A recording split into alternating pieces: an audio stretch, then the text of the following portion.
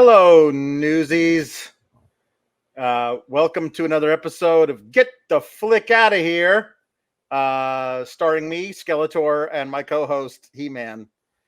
Kate, I know you've been vegan now for a couple of months. Mm-hmm. I want to congratulate you Thank you. on your hot new bod. Thank you so much.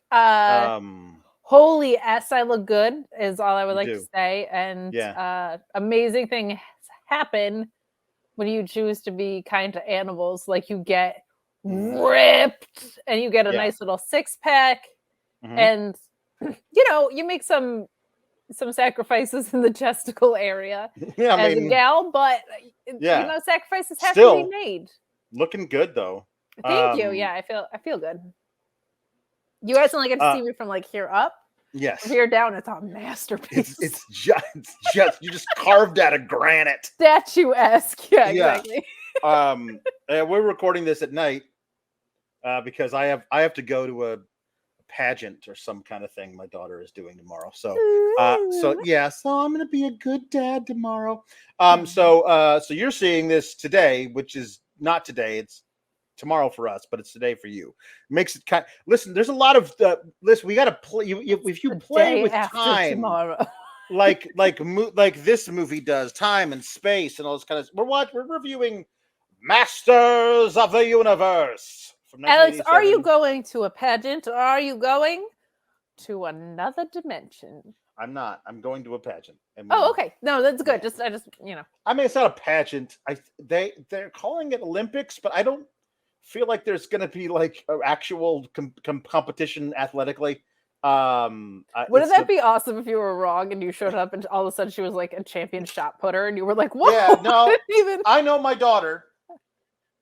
She likes to run, not the most coordinated gal. So, well, if she could do anything like that, I would be amazed. She's just like me. So, that's not true. I don't like to run, but the non-coordinated part. We're reviewing Masters of the Universe, the movie based on the cartoon, based on the toy line. And when you get to that point, only good things can happen. Where you're basing things off of other things that were based on other things. It's always good. Like this is game of telephone. Yeah. The movie came out in 1987, which was too late to hit the craze of Masters of the Universe. The toy line came out first, but they were already planning on doing the after school cartoon that was based upon it, which had about 65 episodes made in 83 and 84. And they ran in syndication for a couple of years. Yes. When did Star Wars come out? This was all post Star Wars. Star Wars was 77, 80, and 83. Okay. Because I don't know anything about anything. But I do know that kind of kicked off like the action figure craze with stuff, right? Yeah. Okay. No, so it was they just realized that they could... that you could do action figures first seemed like a reaction almost like to that instead of going the other way around.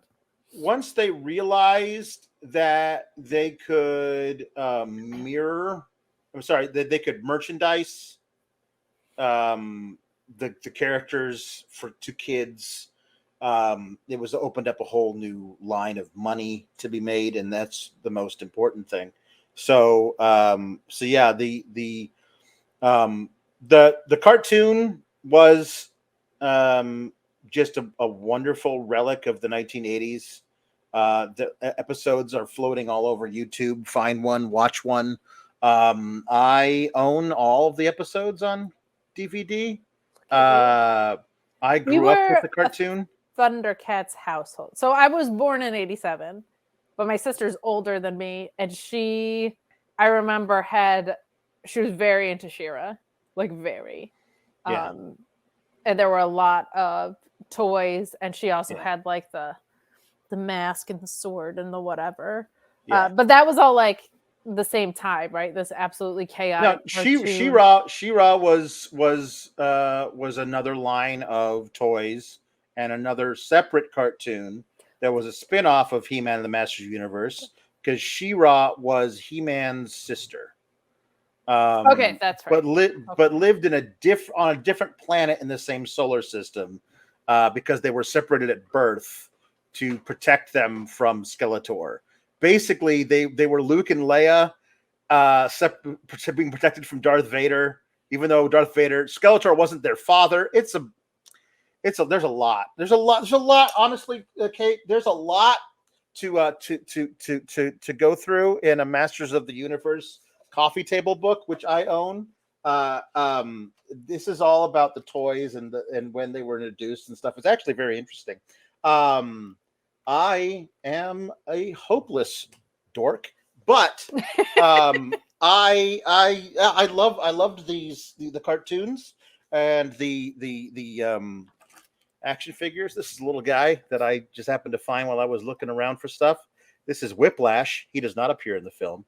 But my parents have a whole giant storage tub full of old action figures that I had when I was a kid. I had so many of them. Played with them like a lot. Like didn't like just display them on shelves. Like bashed them into each other. Set up whole like battles and fight choreography and stuff. And so yeah, I was really into it. And then was so excited a couple years later when the movie came out, and my dad took me and my little brother to it.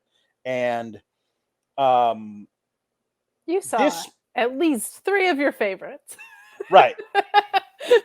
But this predates the trend of gritty reboots by a good couple of decades. You know what I mean? Like there was nobody said, hey, what if let's do Superman, but make it like gray all the time. Like the Snyderverse was not a thing that anybody had thought to do yet. 87, like that predates Tim Burton's Batman, which again was a rethinking of what Batman was at the time. He was the most popular version of Batman's, like at least the one most people were familiar with, was the old Adam West TV show. And then Tim Burton was like, let's make it dark and gritty and like there's just a layer of grime over all of Gotham City. Let's make it kind of dark and scary.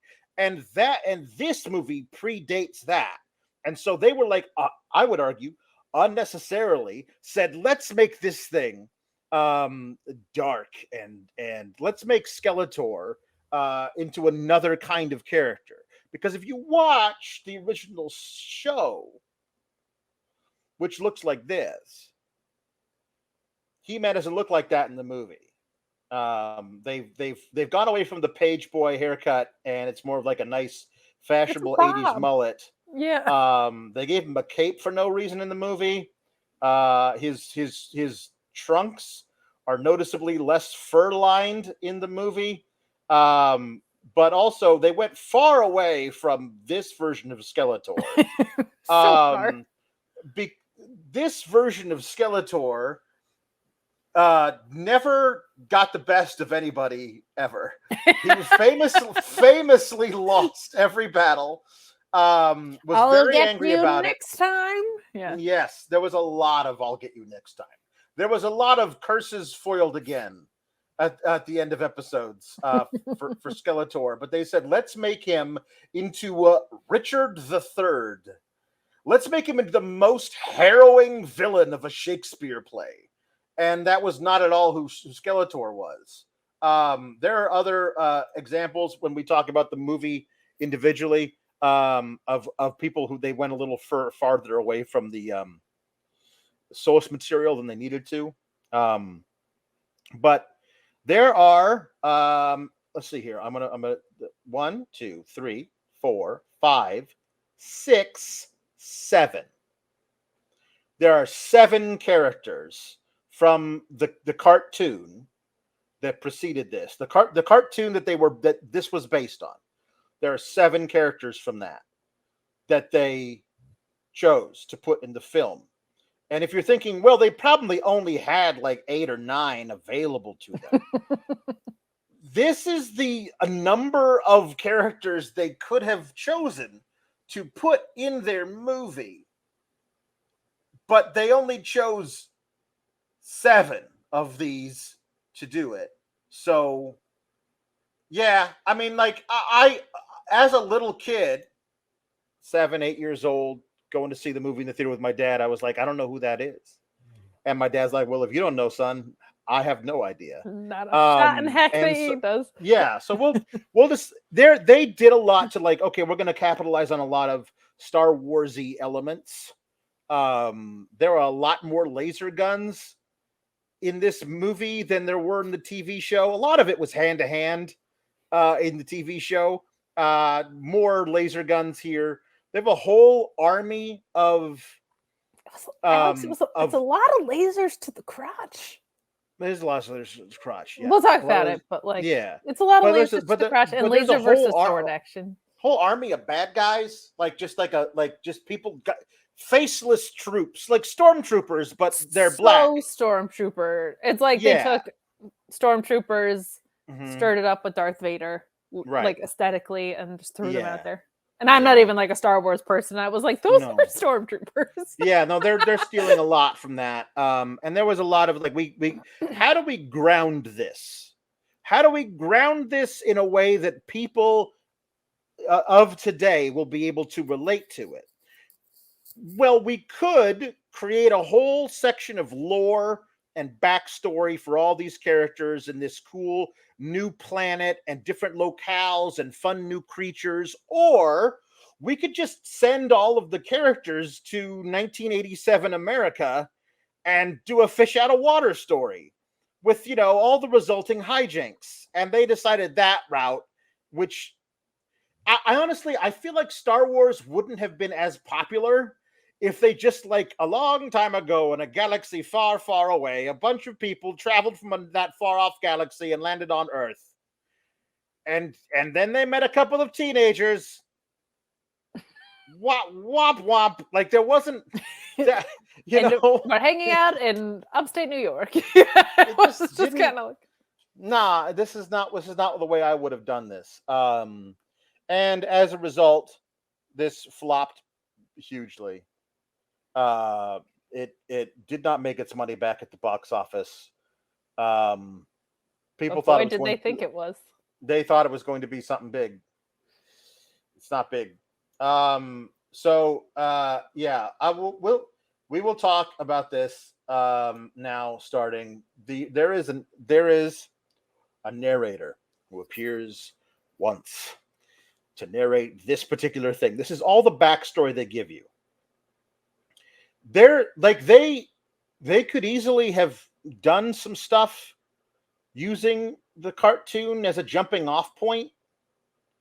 The central thing about the cartoon is there is Prince Adam, who is the royal prince of Eternia, who then uses the sword of Grayskull, the power sword it is called, and when he grips it and holds it aloft and says, "I have the power," he turns into He-Man.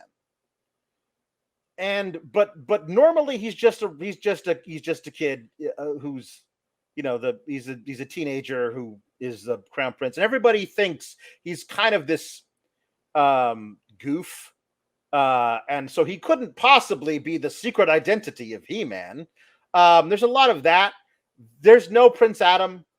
There's not really an Eternia. There's like a version of Castle Grayskull from the toys and the thing, but not really. So they didn't really do a lot of like saying anything that really would have explained what's going on here, aside from this particular bit of narration, which reads: "At the center of the universe, at the border between the light and the dark, stands Castle Grayskull. For countless ages, the sorceress of Castle Grayskull has kept this universe in harmony. But the armies of darkness do not rest, and the capture of Grayskull is evermost in their minds. For to those that control Grayskull will come the power to be supreme, the power to be almighty, the power to be masters of the universe." And I would argue that's not enough backstory for anybody to know what the hell's going on. No, that was not a good promo at all. Yeah. It was pretty like vague and doesn't do. To your point, I didn't watch the cartoon that much, but I knew, like, you see in one episode, you see them all, right? Like, this didn't feel like a connective tissue in any way. It didn't feel like as much of a departure as the Mario Brothers movie, but it didn't feel as cohesive as like it could have. Mostly because of what you said about, like, they just feel like they're in rural Pennsylvania or whatever. Right. But they also allude to, like, this lifelong battle between He-Man and Skeletor. And they just mentioned it a few times, but don't delve into any of it. Like, how did that start? Yeah. Who are you exactly, He-Man? Like, who are you? Like a demigod? Are you like the Hercules of this planet? What are you? Why are, like, I know it as a child watching this because I know the lore of He-Man. He's indestructible. You can't defeat him. He does whatever, like that guy. But so I just take all that knowledge and put it onto Dolph Lundgren. Project it onto, yeah. But like, anybody who's watching this who doesn't know will be like, I don't understand. Why is this guy so special? Other than the fact that he's jacked, you know? I mean, and they never really do a job to, like, explain it. He looks a lot like the guy from Rocky IV. He does, but with, like, a little longer hair. Yeah. Maybe not as menacing. Not a whole lot of if he dies, he dies in this particular not so much. guy, but yeah. So this is the music too. Bum ba-da-da, bum bum ba-da-ba, bum ba-da-ba-da-ba-da-ba-da-ba-da-ba. This is Bill Conti, the guy who wrote the score for Rocky. That.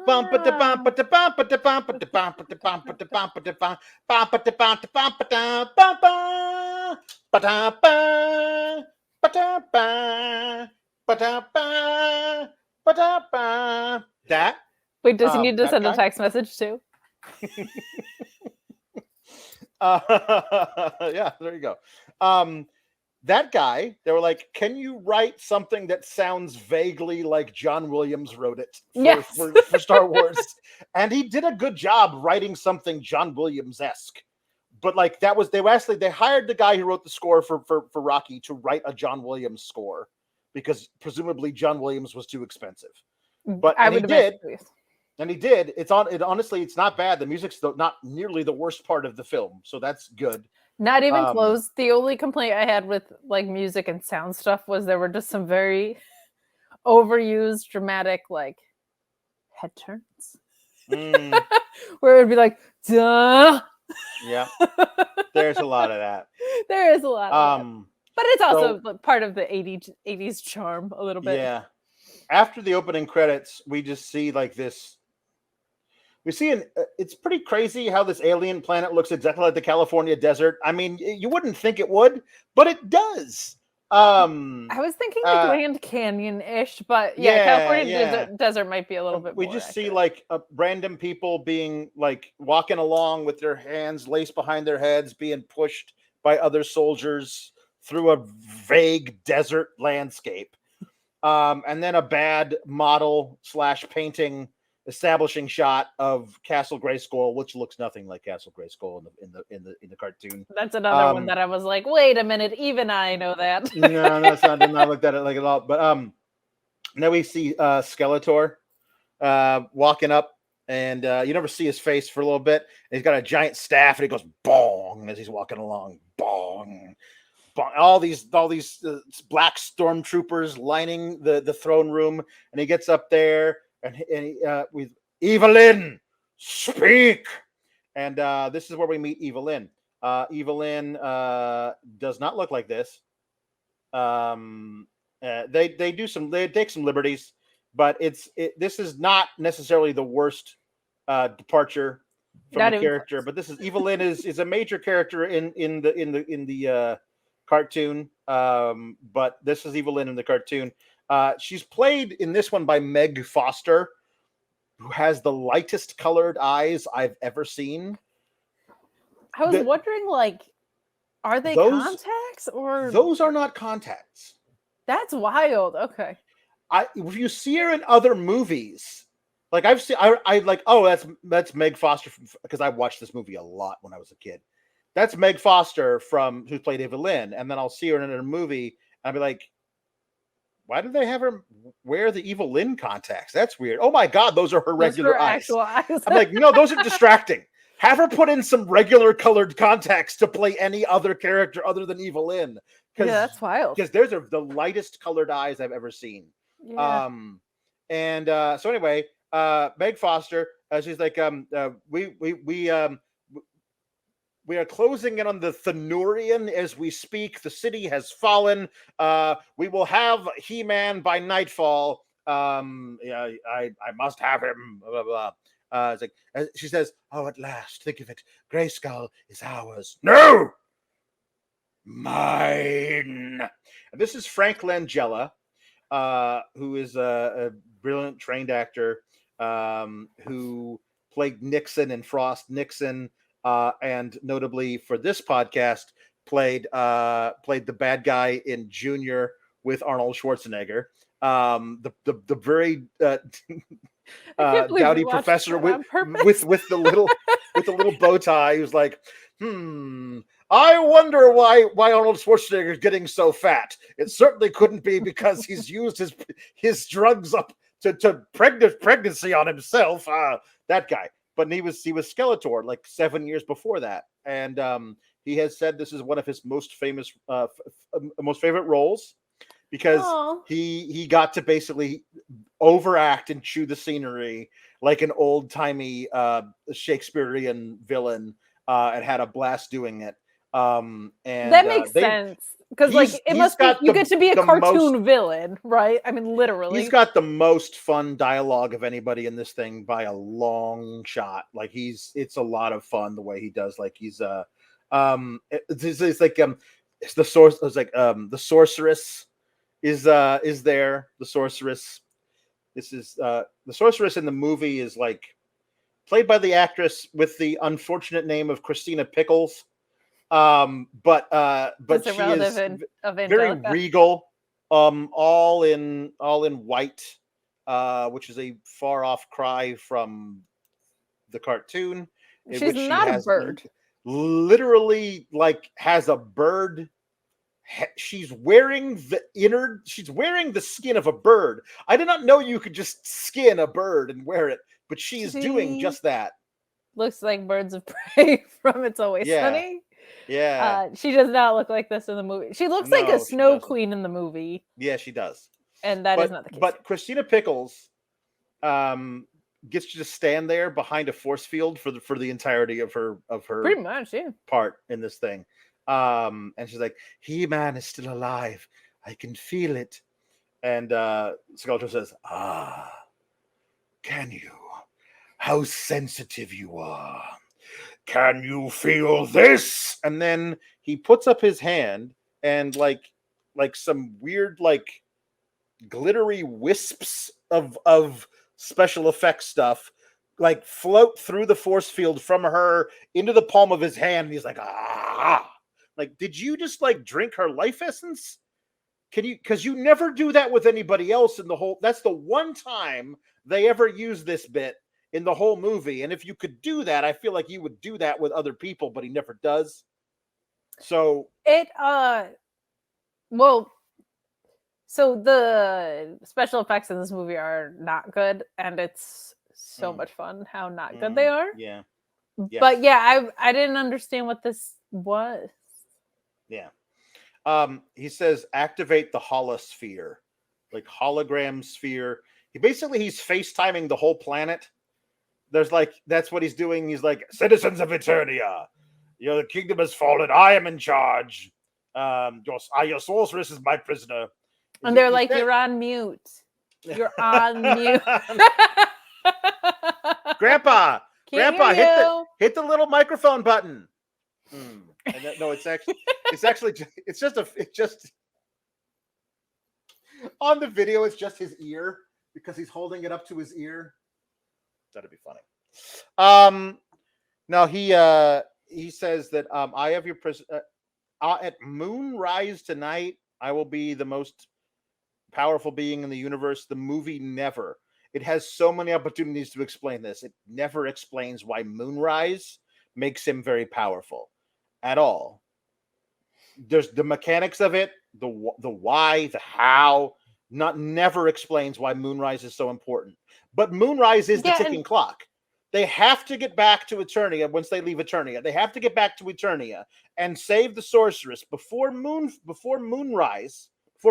Not moonfall, moonrise. But before moonrise, or everything goes kaput. But nobody explains.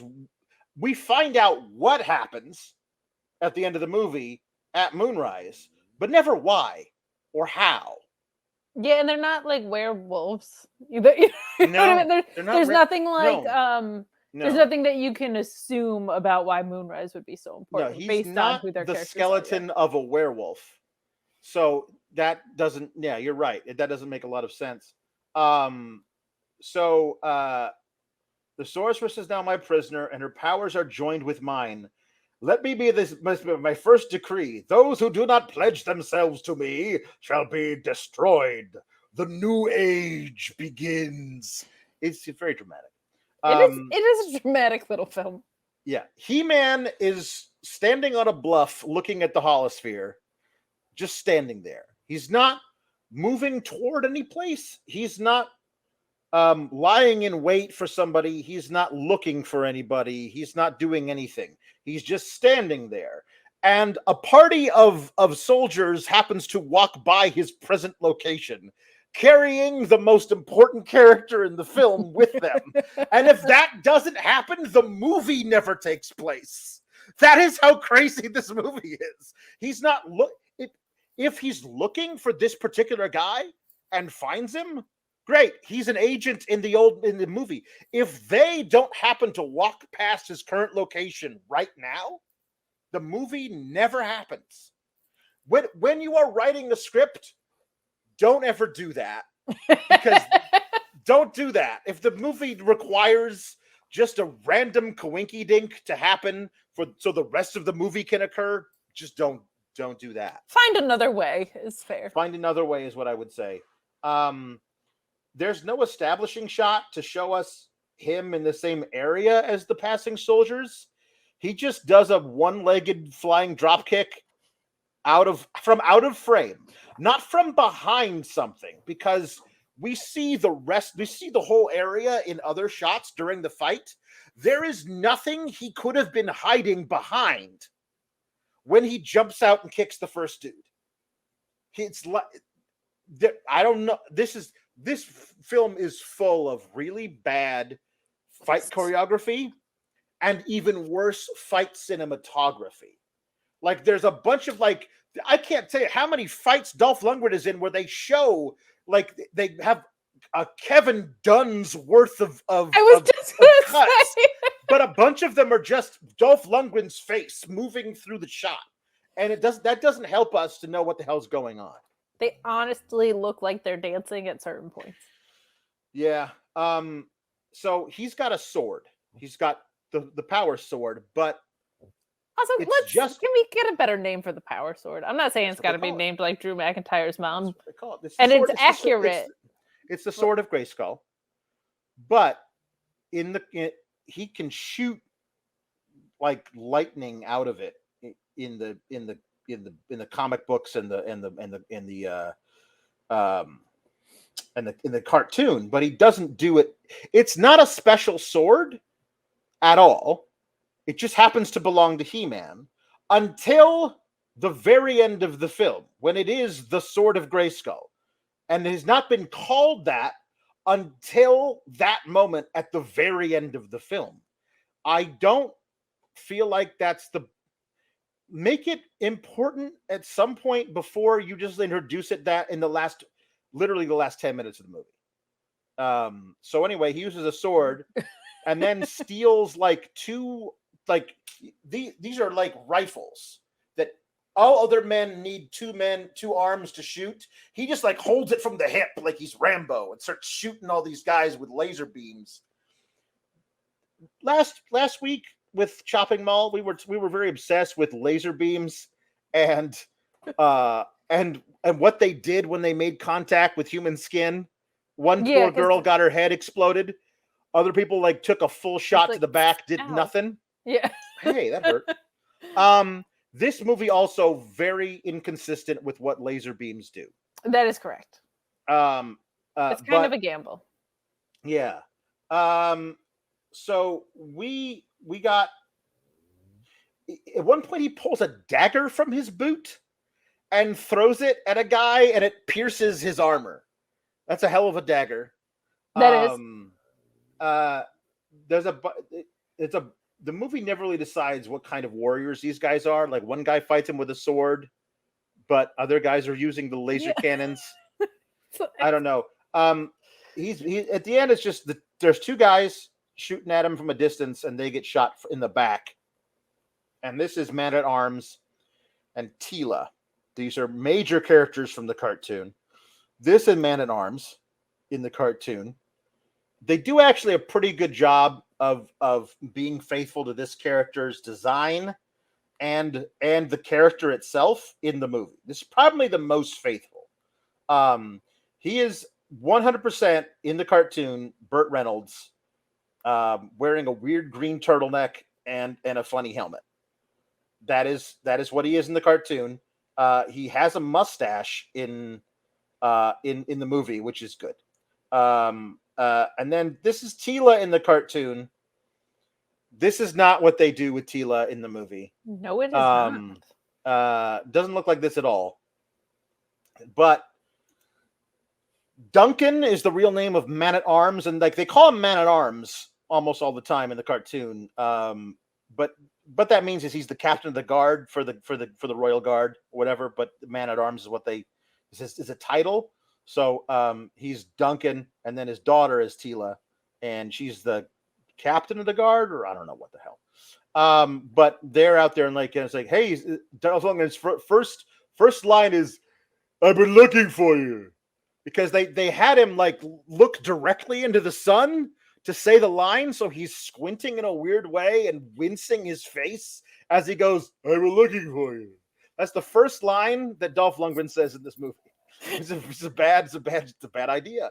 But he hasn't been looking for them. He's literally been standing there watching a FaceTime from Skeletor. This is where we find out that the bad guys were carrying Gwildor. Gwildor does not have a representation. They stole the idea. The function of the character is basically that of Orko, about 3/4 of the way up the side of the mountain on the left here, wearing a dress and a weird hat. That's Orko. Orko was a mainstay of the cartoon. He's the little guy who gets into trouble and is vaguely annoying. So, like, let's not have a little guy who is vaguely annoying and gets into trouble that everyone who will watch this movie knows and already loves.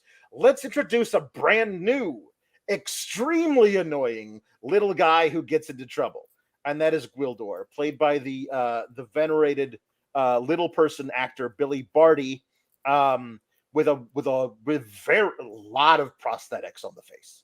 So much so that that they didn't think the full thing. Like when you see Frank Langella as Skeletor, which is a lot of makeup, you can still see it's his own mouth moving. Billy Barty under the Gwildor makeup is like he's under there making the sounds, but the jaw barely moves up and down. It's very disconcerting to look at. It's a little weird. It's a lot of weird.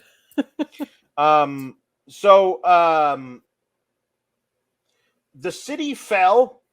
We never see the city. We have no idea what the city is. I don't know what the city is. They never show us the city. Tila assumes that someone's betrayed them, which is how they were able to ambush them within the city. The entire army of Eternia was routed. But Gwildor is a Thenurian. He is Gwildor of Thenur, which is the person that Evelyn was talking about at the beginning of the movie. He is a locksmith and inventor, and he is very annoying. And Skeletor is looking for him. I'll show you why he's looking for me. He takes him to his house, which is a door in the side of a mountain, and he says, "I remember when we didn't have to lock our doors, but those days will come back. Oh yes." So he wants to make Eternia great again. He's a mega. Gwildor's a mega guy. Oh no! I mean, listen. He thinks like there's a great the old days were so much better. There's so much crime now. Anyway, why are you so important? Somebody just finally comes out and says, "Why are you so important?"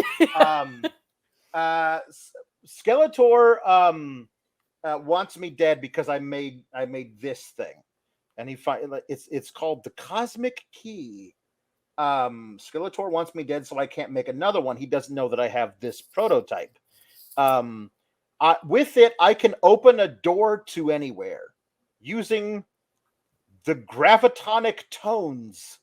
The movie never explains what the hell, why music opens doors.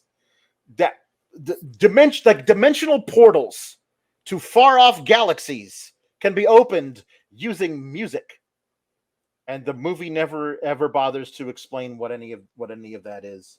And so this. He-Man's like, so that's how Skeletor got his troops inside the city to ambush us. Yep, that's it. And Tila wants to kill him, and I believe me, I understand. But Gwildor was tricked by Evelyn, who showed up. She heard about my fame as a locksmith. You know, all those famous locksmiths. And she came in to ask me about my work, and then she stole the key. Can your key to get us into Grayskull to the sorceress? Yes, I can. But if I try and use it, they'll find us. Too late. They already found you. So there's a little dude with bad skin and Bonnie Tyler hair, and this is Karg. He's got one hook for a hand, and the other hand always carries a tiny little knife. Like it's you over we there. talked about this a little bit before we went on air. A little peek behind the curtain. It's an S-wordy knife. It's not a good knife. It's not a good. Don't bring a crappy knife to a laser sword fight, as they say. He never uses it. At no he doesn't point use it, does he? At no point does Karg do a damn thing. He never fires a laser. At one point, he grabs the teenage girls and says, "I've got you, my pretty," and then she pushes him away, and that's it. That's the whole. That's it.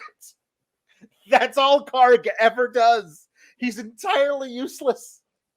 He's very small. He's like 5 feet tall. I've got this knife for threatening purposes only, and I will never follow through with it. He says, well, there's a bunch of like those stormtroopers with him. He says to the top stormtrooper, "Ionize." So he's going to ionize the door, and it takes a while to ionize the door. So there's a back door out of this place that leads to a secret passage, and he says, "Hey, where does this take us?" "To the caverns underneath Castle Grayskull." "Oh, great. What a great coincidence. That's exactly where we need to go." The movie never shows us the caverns underneath Grayskull because they didn't have a location scout for that particular cave. The next time we see them, they're just in the throne room of Castle Grayskull. The movie didn't decide to, there's nothing there. Shh, everybody, it's too quiet. They must be lying in wait. "Hey, isn't it the sorceress?" "Yeah, let's all run out into the open." Just dummies. Just a bunch of dummies. So the sorceress says, like, "Sorceress, we'll get you out of here." "No, Skeletor has imprisoned me in this force field, which only he can dissolve. Isn't that handy?" Gwildor, can you open a door in the force field?" "Yes, of course, but it's going to take time." "Well, then start working. I need some time to compute the gravitonic tones," he says.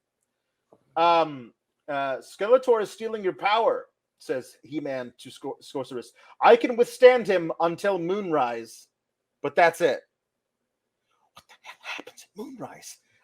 Until the great eye opens on the universe. Yeah, but then what? It is so much of this is underpants gnome's logic.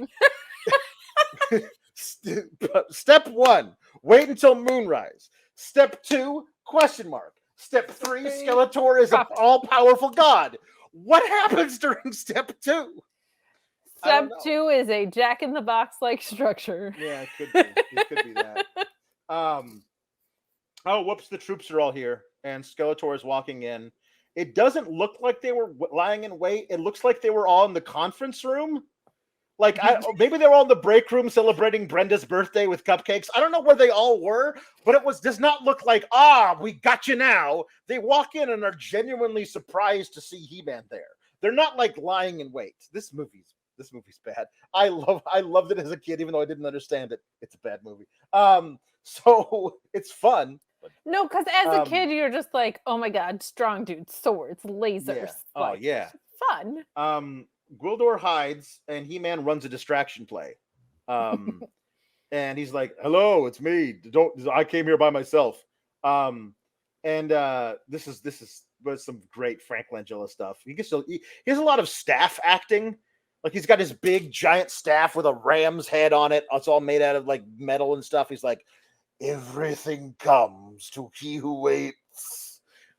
He's very. That does have to be really fun as an actor to get to be a cartoon villain. Yeah.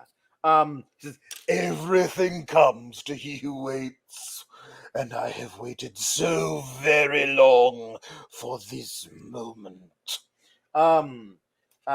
He's like, when the moon reaches its zenith, blah, blah, blah, blah, blah. I'm never going to explain what's going to happen, but it will be very good for me and very bad for you.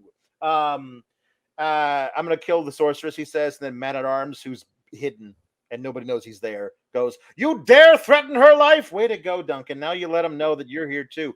But he goes, I dare anything. I am Skeletor. Like, it's great. He's just so dumb. He says, it's me you want. It's always been between us. Then the movie never explains this. No, there's no context as to why it's always been then between us. Always no Batman and Joker. There's no like time where he like in an introspective time while they're waiting for something to happen. Like Gwildor says, hey, give me 5 minutes and I'll figure out how to get this thing to work. And there's 5 minutes of downtime. And so Julie is like, hey, the Courtney Cox character, we'll meet here in a second. She's like, hey, He-Man, would you care to explain this whole rivalry you got with Skeletor? Oh, yeah, well, we've got enough time. I might as well explain it to you in this 1 minute monologue. They don't do that ever in the movie. That's a standard thing in movies. They didn't do that in this movie. Not at all. No. Gwildor opens the door, but he's just hitting the keys at random. And Evelyn's like, the little worm has another key. What? Get them, kill them, seize them. So they jump through this door that opens, but they have no idea where it's going. So they're shooting lasers at him. One knocks the key out of Gwildor's hand. So He-Man picks him up, jumps to the thing, and then he shoots a grappling gun out. This is one of the coolest things in the movie. Shoots a grappling gun back out of the dimensional thing, grabs the key, and yoinks it back into the dimensional portal. Was like one of the coolest things in the movie. I like that a lot. Because He-Man is alive and possesses another key. I must possess all, or I possess nothing. You know what wrestling is missing? This kind of heel. Really super dramatic. I must possess all. The guy who's the belt collector because he cannot stand the thought of not having all of the gold. Like, just give me one of those guys for like 6 months. That'd be a lot of fun. That would be a lot of fun. Normally it's like, I'm a belt collector because I'm really good at wrestling. Never, I'm a belt collector because I'm a horrible, like, obsessive compulsive narcissist. No, come on. It has to have that same voice too with it. Like, yes. I have all the gold in the land. Like, it has to be cartoonish. Should also have a staff. Yes. that he won. Probably. Yes, probably. Or she. This could be a female character. Yeah. He should win Honor the Giant Memorial Battle Royal, and then melt the trophy down and turn it into a giant gold staff that he carries everywhere. Yep. I am not at all kidding about that. If you melt that trophy, I'm pretty sure it's actually just chocolate. It's just chocolate. Yeah, on the inside. But still. Okay. So the thing about portals is they're tricky. Where do they go? Like, it's a good thing that this portal that is open randomly into some forest thing, right? Gwildor falls out of the portal and lands head first in 2 feet of water and requires, like, He-Man to, like, pull him out of the mud, which he is suffocating in. It's a good thing you didn't open a portal 2 miles below the surface of the Pacific Ocean. Like, how? Like, at random. It could literally open anywhere. I'm really glad it was there. But they're in a forest somewhere. It is a roulette of sorts with portals. They're in a forest somewhere. They're in a forest somewhere outside of some place in California. They're like, oh wait, hey, I hear something. What is it? Hey, scan the area. Oh, it's a life form, big. Let me blast it, says Tila. No, wait. It could be intelligent life. And it's like, oh my God, it's really ugly. And they point it. It's a cow, because cows live in the forest, and it's really far out. It was like a very sensual shot of the cow. It was it was a very close, a very glamour shot situation. Yeah. Gwildor's like, say, hey, so can you get us? They ask Gwildor before they find the cow. They ask Gwildor, can you get us back to Eternia? It's like, I'm not an idiot. He says a torquetum, which I guess we can assume is an idiot. I wouldn't design a device that didn't store its own home coordinates. So yes, I will just, all we got to do is turn on the thing and oh, wait a minute, where is the key? Because it's not still attached to the little grippy thing. So it's got to be somewhere around here. It is miles from here, and I want to know how the portal works. Yeah, no, if all of them land here within a 4.5 feet radius of each other, why is the key miles from here? I just want to know how the portal works. Just tell me how the portal works, guys. There's so many things in this movie that don't work. I didn't even think about how. Yeah, see, try living up here. That's the thing, is that everything is a question of why is this? Why is this not working up here? This movie is just on overload with it too. So there are things that fly under the radar. They decide to split up and look for the key because they don't have the key. That's when they find the cow, and Gwildor decides he's going to try and communicate with it by saying moo a lot.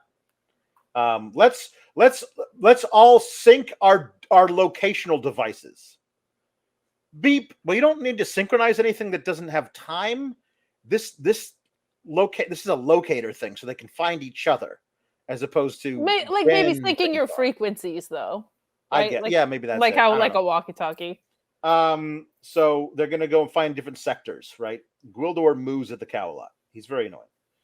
Now we cut to Robbie's Ribs and Chicken. It's a little drive-in place by the road. Girl behind the counter is Courtney Cox. 8 years pre-Friends. Cute as a button. And this is the weird little thing. I don't know if you know, caught this detail. Her friend, who appears in this scene and only this scene, her best friend is named Monica. And I was like, that's some kind of crazy synergy. I'm sorry. That's something. I did not catch that. That is the universe talking to somebody in 1987. But yeah, her best friend in this movie is named Monica. And the Springsteen music video, she was listed as dancer Monica number 7, I'm sure. Could have been. So she's leaving town tonight, and she is moving to New Jersey. It's not evident at this moment how old she is. We find out she is graduating from high school, imminently. But she is leaving town tonight before the school year is over and moving to New Jersey. Why New Jersey? Movie never tells us. Because there's malls, there's great diners, proximity to New York City and Philadelphia. You don't need to be questioning why someone would want to go to Jersey, Alex. As opposed to Virginia or Philadelphia or New York City. Honestly, New York City, I would not have questioned. But they said New Jersey, and it was just not Trenton, not Newark, just New Jersey, which could have been anything. Just general New Jersey. Just general New Jersey. But friend Monica says, if you break up with Kevin Corrigan, you are going to regret it for the rest of your life. It's not 7th grade anymore. I've changed. Kevin's changed. Everything's different now. Your parents wouldn't have wanted you to like pick up and move without anybody with you. Like, I'm not going to argue about what my parents would have wanted. I love you. I miss you. I'll never see you again. Let's hug. And so then that's her last night in California is spent working a shift at Robbie's Ribs and Chicken. She is leaving the next morning for the airport. It's either the next morning or tonight. I can't tell from this next scene. She is picked up by her boyfriend, Kevin, in an old Dodge van. Says, hey, so what time is your bus to the airport? 8:30. Great, so you can come to my sound check. Because he's that kind of high school boyfriend. He's that guy. If it's tonight, the movie, this is my own cross to bear. This movie is really bad with time. And like, so what, this is what, May or June? Because it's almost time for everyone to graduate. And it gets dark at what time? Because it's almost the solstice, so we're pretty late in the day when the sun goes down. Why is it light at 5:30 and dark at 6:30 and the rest of the, I don't know, man. It's just a weird. I have a problem. So he says, "Hey, before we go to your sound check, I'd like to say goodbye to my parents at the cemetery." Okay, and they leave. And Tila shows up, and she hears something, a twig snap in the brush. She walks over, and it's her father. It's like, well, this is my sector. What are you doing here? A good soldier always follows his nose. Oh, father, you're always hungry. He says, I'm not always hungry. During the siege of Cray, 30 days without rations. And she's obviously heard this story many times before. I also feel like that story is a lie because many other times in this movie, he talks about how hungry he is. I do not feel like he actually ever went 30 days without rations. I don't believe it. But you know who else is there? Gwildor. And Gwildor is there, and he shoots his little grappling hook into the back seat of a convertible where a couple is making out, and he gets a bucket of ribs and chicken and pulls it into the brush, and they go over there with him, and they're he's drinking a little cup of barbecue sauce, and it gets all down his beard. It's very disgusting. And he's like, I was going to share, and they give it away. He's like, and she says, why do they put this food on these little sticks? Man-at-Arms says, those are rib bones. And they're Gwildor and Tila are immediately like, bleh. This used to be an animal? What a barbaric planet. And I thought of you, Kate. This is the place where you should move to Eternia, where everyone there is vegan. I mean, it's true. Be kind to animals. And also, did you see what a vegan diet does for you? I have a six-pack. Honestly, jacked arms. Honestly, just as a refresher, this is what that's a vegan diet does for you. I mean, my God. My God, indeed. I've never looked better. No, nobody has. So better get back to patrol. So they all leave. So at the cemetery, Courtney Cox says, it's my fault they died. You don't understand. I've never told anybody this. I was supposed to go to the beach with them, but I said I couldn't. I said I had to study because I was lying because I wanted to spend the day with you, my boyfriend. And so instead they took a plane to Catalina, and the plane went down and they died. And that is very bleak. I was going to say, it is a heavy little twist for a movie that is about like other dimensions and Skeletor. Yeah. I just wish I could go back into the past and change things. Yeah, but you can't. Unless, of course, there was some kind of weird interdimensional key that allowed you to pass through the time. So they're leaving, but they find the cosmic key in a crater and a flower bed. And Kevin thinks it must be one of those new Japanese synthesizers. Like, we should turn this into the caretaker. Are you crazy? He'd just keep this for himself. Nah, because there's little keys all over the side, all over it. So he punches them and like it makes sounds because he's a keyboardist. He knows how to make it. So they activated the key though. So that means they were able to get a kind of a little bit of bearing on them. How accurate, says Skeletor. Within a parsec eon. This movie loves making up words that mean lengths of time and distance. A preton, a chromon. It's 0.84 chromons until moonrise, says Man-at-Arms when they split up. I'm only showing 0.84. Couldn't you have said 2? Somebody got 3? drunk and went through a science textbook. It was like that, a proton, but a preton. Should I prepare a full battalion? No, we'll send an advanced group. Prepare the mercenaries. There's a high school dance is set up. It says around the world fantasy. There's like a weird little cardboard Eiffel Tower and some stuff like that. Kevin is doing a sound check with his keyboards. Apparently the dance is later tonight, but it's already like really dark out. And it feels like, when's the dance? What's the high school dance? Is it prom? This movie doesn't tell us anything. But they're just there. No one has arrived. Courtney Cox is looking around, looking very sad. Let me try out this cosmic key deal. I'm going to amp this baby up, see how it sounds. There's one big button on the side of it. You push it, and all the things go wobbly goop all over the place. And there's a weird laser light show in the sky. Kevin is looking here, and Courtney Cox is looking there.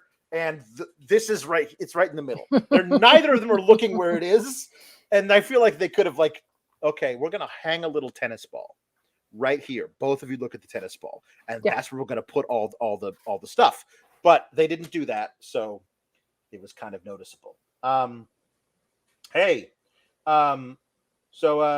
means that Skeletor can find them because they activated it again.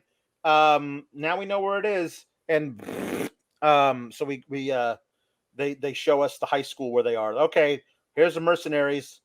And we meet Blade, who is a bald white guy with an eye patch and a weird little headpiece that has blades on it, like little swords sticking up out of his head.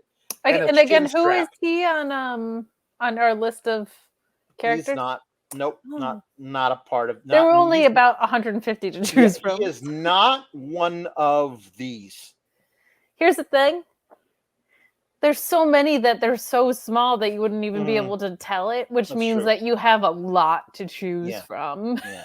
Yeah. They did make a figure of Blade after the movie came out, and he is here in the lower right, the dude with the swords. And that's Blade. Also next to him in this picture is Sarad, who is some kind of lizard man.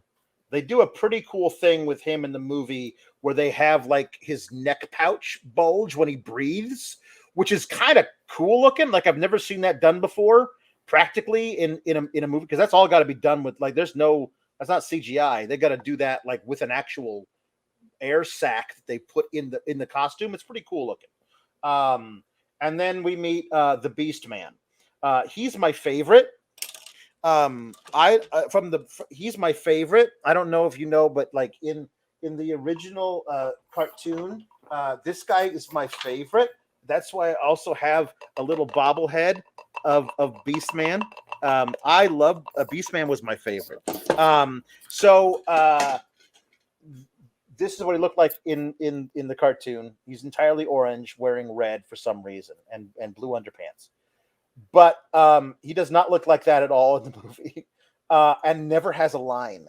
he's actually one of the most fun characters in the cartoon because he's like, Red Skeletor, I'm so sorry I screwed up again. I'm really bad at my job. Please don't kill me. He's very, very self-aware about how bad he is at his job. It's true. But they never give this guy who plays the Beast Man in this a line at all. He is just a man who was also a beast. And then, of course, Karg, the little guy with bad skin and Bonnie Tyler hair, and a hook and a tiny knife. And they are the finest warriors.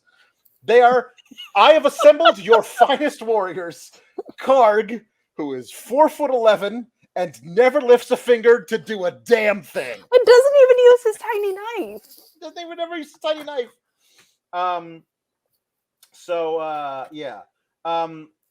So He-Man has slipped away from me. I want him back. This must happen before moonrise. Okay, I understand that you become a god at moonrise. Why does He-Man fit into all of this? Just let him live on this fucking other planet. Like, the hell, like whatever. So Kevin says, I got to take this synthesizer to Charlie's music shop. Courtney Conks wants to stay to say goodbye to an empty gymnasium because she's not going to be here for graduation. Why not just wait until you graduate before you move to New Jersey? Yeah, there's no explanation around the urgency of it at all. It never. I don't understand why she has to take a flight to New Jersey before her graduation. Courtney Cox looks longingly at a locket with pictures of her parents who are dead.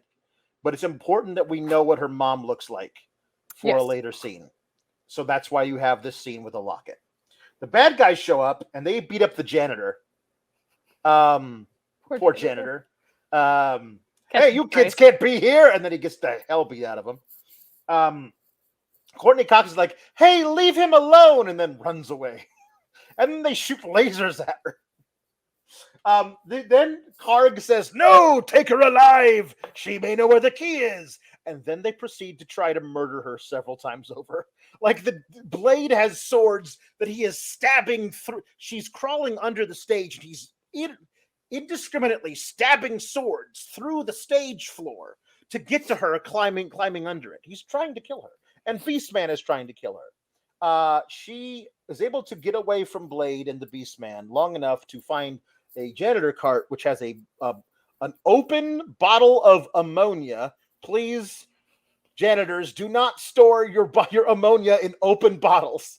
And then she flings a bunch of it into the face of Beastman. He does not like this. He goes, the next time we see Beastman, and for the rest of the movie, he's got color. I don't know what happened to give him the half crimson mask, but like, she never punches him. He never gets hit by anything sharp. I don't feel like ammonia has edges and can cut you, but that's the only thing that happens to him. But he's bleeding for the rest of it. Also, somebody get the dude a Band-Aid. He's bleeding for the whole movie. At least some Neosporin or something for this guy. Something. But yes, I had written in my notes that this is just basically Mudamist. Like, I don't know why it made him bleed. No, but it did. It's just. She runs out of the other thing. There's a giant fire. She runs out of the building. They run after her. There's a giant fire. The lasers start a fire. Again, inconsistent with our laser hood. And she runs into a junkyard. She runs into He-Man, who happens to be like tracking something. I don't know what. And he's like, you're all right. I won't hurt you. Now what are you running from? These creatures, these monsters, I don't know what's going on. Okay, I got you. And he takes her and like he fights them all by himself. He leaves her like in the corner of the junkyard. They suck at fighting. This, I have to say, very faithful to the source material. Because in the cartoon, they all suck at fighting. They always outnumber He-Man at least 4-1, and he just tosses them all over the place. It's not really a fair fight. John Cena Nexus bullshit. Yes. But the one dude, the only secondary villain who has any kind of character is Blade, who like gets there, he's got his two swords, and he's like, I have waited a long time for this. Like he's been wanting to test his mettle as the greatest sword fighter in all of Eternia against He-Man. And he fails miserably. He loses. Like He-Man just like takes one of his swords from him. He's like, oh, my sword. Very He's back. uncelebratory He's loss really of the bad at sword in this. So then Sarad gets like picked up and thrown at Blade. Beastman grabs He-Man from behind, and the dreaded 1 to the ribs, 2 to the ribs, 3 to the ribs. Oh, he let go. Now I can shove him. And then Karg finds Courtney Cox, says, "Ah, my pretty," and then she shoves him, and Karg is really bad at this. So then Man-at-Arms and Tila show up, and they're shooting things at him. Oh, there's also a bunch of like the stormtroopers. They're all dead. Those are really easily dispatched by He-Man. But the named villains all run away. Retreat! They all run away because Man-at-Arms and Tila show up, and they chase after them. Okay. So he's like the baby faces stand tall, everybody. That's what we like.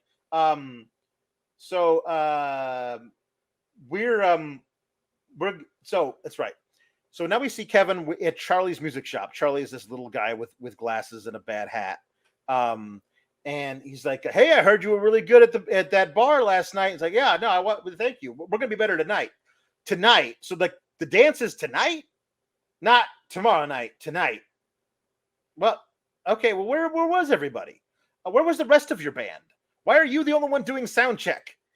But anyway, Charlie doesn't know what this key thing is. No, of course. No. The fire engines, they race past here, right? So they're like, hey, something's crazy going on. Let's check it out. He picks up this giant thing. It's like this big, this tall. It's a police scanner, but he's got to hold it with both hands and like turn a giant Nile. The 80s, man. And there's a huge fire at Central High School. Oh my God, Julie's in there. So he runs away. So then we get back to the junkyard. So he says, so now that I've told you all of that, you understand that we have to get back to Eternia and stop Skeletor before moonrise. So thankfully we skipped all of the exposition, because if they showed us this, we would have been here for hours. Like, how do you've just met this girl from a different planet and you're going to explain to her all of the I got it. Like this is that scene, the great scene from Princess Bride, where he says, "Okay, let me explain. No, there's too much. Let me sum up." Like see, you got to have one of those guys. You got to have Inigo. You got to have Inigo who can tell you very quickly. So Kevin shows up there and says, "Hey, Carl, janitor fella, my friend Carl the janitor, what happened?" And he goes, "You don't never want to know," which is true. But he's trying to get in there, and the cops stop him. It's like, "My girlfriend's in there." "No, we swept the place. There's nothing in there. There's nobody in there. Well, all we found was this purse charred to a crisp. That's my girlfriend's purse." "All right, well, let's talk to you. This is James Tolkien, not J.R.R. Tolkien, a different Tolkien. James Tolkien, brilliant character actor from the 80s who played the principal in the desert in the Back to the Future movies." Okay. And he's great. He's this little guy in a very long brown leather trench coat. Detective Lubick. He says, "All right, tell me about it." She's 5'5". She's got dark, short hair. "Hey, why are you writing? Let's go look for her or something." "All right, smartass. I'm taking you with me. Let's go look for your girlfriend, just like you said, right? Get in here. We're gonna go to her house. I bet you know where that is, don't you, smart guy?" He's great. He's very, very good at playing this part. So they're gonna go to her house. So the bad guys got away. Sit rep from Man-at-Arms and Tila. We tracked them for a bit, but they got away. But that's okay, because Gwildor has found like a 57 Cadillac and put alien technology in it. And now it goes fast. So they like this is it. he's having this very intimate conversation with Evelyn Skeletor. Is like, I require you as my advisor. Tell me, what should I do? He-Man must be broken. He-Man must be destroyed, or the people will always believe he will come and save them. Like, no, if I kill him, he'll be a martyr, a saint. I want him broken. And then here come all the failures come back, all the losers, the losing losers who losers, and then it's like, we tracked the key, but were unable to take possession of it. We were outnumbered. We thought we might return here and regroup with greater numbers. That's Karg. And he goes, so you let He-Man free. You are aware of the penalty for failure. The penalty for failure apparently is lightning hands, because he shoots purple lightning out of his fingers at Sarad. Correct. Should have been Karg. Karg was the dude in charge. Karg has a little knife. Karg don't do shit. At least Sarad tried. But he gets vaporized, like disintegrated by lightning fingers. Later, we see him use lightning fingers, and nobody disintegrates. Nope. Nobody, that doesn't happen. So again, a little bit of some consistency with the lightning fingers would be great. It's a lot of like lightning and laser inconsistency in these 80s films, but nice to see the origin story of Xylee here. Get to see some lightning fists. That's good. Yeah. I do love Blade, like, give me one more chance, Lord Skeletor, and I am not in the giving vein this day.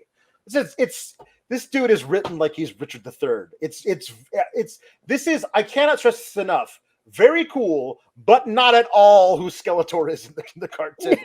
Like, he also famously has this super voice. nasally, like He-Man, I'll get you, He-Man. It's not at all like, I am not in the giving vein. I am not in the giving vein this day. That's not at all. So not even close. Yours is very good. Thank you. He sounds more like the Beast in Beauty and the Beast. He does. You're right.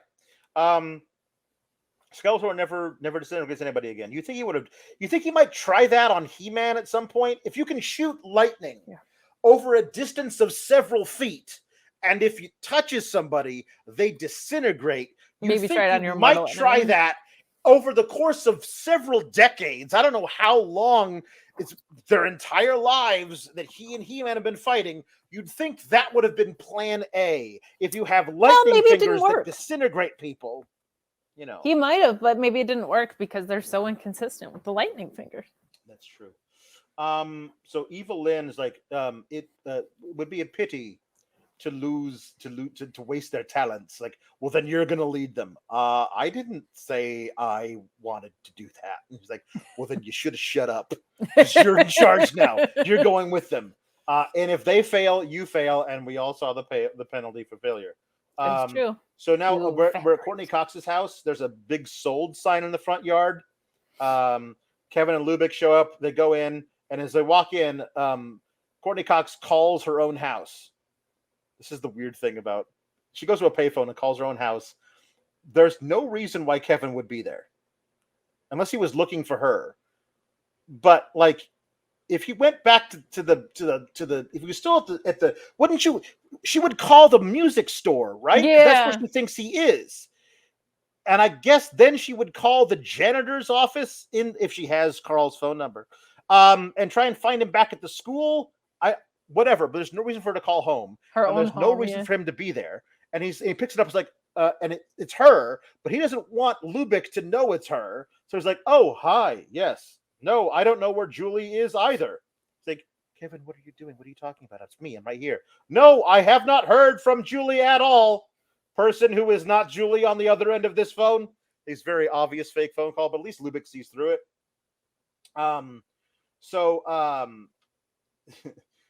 He's like, hey, wait a minute. This ain't no synthesizer, is it? This is something different. So then Evelyn and all the bad guys show back up at the junkyard. Like, this is where we were ambushed, and everyone got us, says Karg. Like, let's see. So, like, she has a little device that can scan an area and show what happened there, like Rotor. who can see things with his device that he was not there for before. Same thing with the scanner. It's like, oh, looks like it was just He-Man. Oh, and a native girl. It must have been she who turned the tides against you. Outnumbered, outclassed is more like it. She's very good at this. She's very good at this. So like, oh, we got a lock on the key. But something is jamming us as they are heating up some old chicken in the microwave. Locate the source of the jamming and destroy it. Bye microwave. It explodes. And Lubick is understandably weirded out by this. Like, where did you find this, kid? There's some crazy stuff going on here tonight. Where did you find this? I found it in a flower bed at the cemetery. Ask Charlie. He'll tell you. Okay, well, I'm taking this to Charlie's, and when we'll figure something out about this.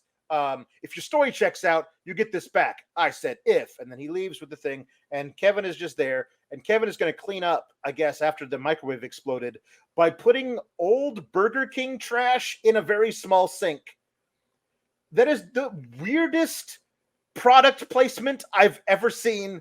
There's a little tiny sink, very tiny, the size of like a laptop, and it's very shallow, and he fills it to overflowing with old Burger King trash. They did not eat Burger King tonight. It's several day old Burger King trash. He puts it in. Because what association do you want with your brand more than old trash? Yes. Yeah. Very weird. The bad guys bust in. Kevin gets assaulted by the Beast Man. He takes a table bump, like a champ. Does. And Beast Man's about to kill him. It's like, no, leave him. Tell me, where's the key? I don't have it. I don't know what you're talking about. Like, let me persuade him, says Blade. Like, no, the collar. There's a giant collar thing, so he looks like Roddy Strong from the future. He's got this crazy glowing collar thing that makes him tell the truth. It's like, where is it? I gave it. It was taken from me by a policeman.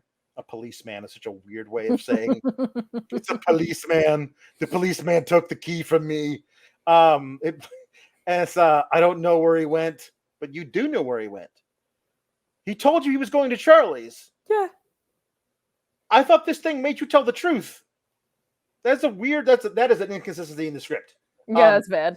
Everyone's tossing the place trying to find things. Karg finds an old newspaper clipping that talks about the plane going down, and then a photo of everything. This is the native girl who helped He-Man. This will come in handy for a very specific thing. There's no way I could know now that I'm going to use it for that thing then, but we might as well talk about it right now. Good. So then they leave, and they leave the collar there. That seems like a very expensive piece of equipment to just leave. It's just a weird leave behind, yeah. When they leave, but they do. Neck health's important. Later, right after this, actually, here comes the good guys. They bust in, secure the perimeter, and then they find Kevin there, and like, what is this thing on him? Says Julie, and it's like the collar of Adrubar. It's not a. Like, if it's the one collar you have that does this and it's famous, why would you leave it on the neck of this kid that you just met? It's just if weird. Anything, Antique Roadshow or something's gonna want it, even if you don't. Yeah, it's so weird. Then Kevin they take it off him, and he immediately is like, "What the hell's going on?" Julie's like, "These are my friends. They're trying to fight the others. Don't worry." He-Man took several hours and explained to me the entire backstory that nobody else who watches the movie will ever get to know. Gets to know, yeah. But I am so in on this. I have known these people for 40 minutes. I will die before they don't get back home. And believe all of it. Like, none of this is alarming to her. Yeah. So here we go. Gwildor walks in from the other room and is dressed in a bunch of funny stuff, like a big old lady's hat and sunglasses and a mink stole for some reason. And he's like, "Look, native clothing. If we wear this, no one will recognize us. And Kevin's like, what the hell is that thing? And Gwildor says, see? And that was the one funny line of dialogue in the entire movie. That's it. Was very well done, but that's it. One and done. That was, you got one. So, like, can you help? Will you take us to Charlie's to get the key? And so they do. And Lubick is there, and he's like, hey, could it be Russian? Because it's important that this movie was made in during the Cold War era, because we have to believe it's the Russians that do everything. Of course. And like, I don't think it's Russian. But then here comes all these the good guys, but they all again look very weird to Lubick. And he's like, well, the mountain comes to Muhammad. I got some questions for all of you, starting with you, Blondie. It's like, we're not your enemies. Please, sir, says Man-at-Arms, if you just give us that key, we'd love to. We'd greatly appreciate it. Hey, He-Man, I'm showing 0.61 chromons till moonrise. So it has been now 0.25 chromons since the last time you said chromons. And so we have a lot of time before moonrise, honestly. If there was before Underpants Gnomes economics, here you have the Keurig, whatever they were called when Bono was measuring his peeps. That's basically what the measure is here. Yeah. Till moonrise, where something drastic happens, but nobody knows why. Right. So here come all the bad guys. We can see that they've shown up. Hey, take these take Charlie and Lubick and Kevin and Julie and Gwildor, Tila, take them into the back where Gwildor will try and figure out how to get us all back to Eternia, right? Man-at-Arms and He-Man will sit there and wait for the attack. So Karg is like, hey, He-Man's in there, and so's the girl. And Evelyn's like, Beastman, you lead an attack on my command. Everybody else, come with me. And so we're in the back, and Gwildor is punching all the buttons and going. And Lubick is like, I don't know what the hell's going on here. And this is, I had to write this down because it's just such a dumb line. Gwildor says, I'd give all the chalkorite in Fribilia if I could only spend 2 units with a master songmaker. What? Just say, I don't understand music, but I made a thing that requires me to know music. He is so amazed later when he finds out that like Kevin can play the piano and therefore knows musical notes. But how did you invent the thing that requires musical notes to be played in a specific order to travel through space and time if you yourself are tone deaf? That is so weird. I'm always walking into stuff like that. Do you not? Yeah. You're not just tripping over situations where you're breaking space and time dimensions? It's true. So the full assault happens. They bust through the windows. It is a music store. It is not very large. It's not like a Guitar Center sized music store. It's not a warehouse size. It's like a little local thing. So they are firing from a distance of no more than 12 and a half feet and missing everything. They're definitely stormtroopers. So it's a big, 100%. long firefight. At one point, Man-at-Arms throws a grenade at them. Lubick convinces Tila to go out there and help them. It's like World War III out there. Ain't that your buddies out there getting your head blown off? Tila gives Kevin, so she steals Lubick's gun from him earlier in the thing. And so she gives it to Kevin. Yes. Says, hey, if anybody tries anything, you blast them with this gun. So Tila goes out there to help them. And she comes like, sounds like you guys need a woman's touch. And then she stands up. She does this. Pew, pew, pew, pew. And she sits back down. She's like, woman at arms. I'm like, okay. Could they not teach this girl who playing Tila? Like, pew, pew is definitely not at all, like, very intimidating. But yeah, I don't know. I love the idea of her being like this badass.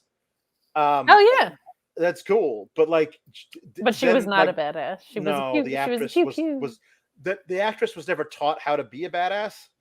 No. With the weapons that they gave her. But anyway, so like Lubick says, "Hey, give me the gun, kid." And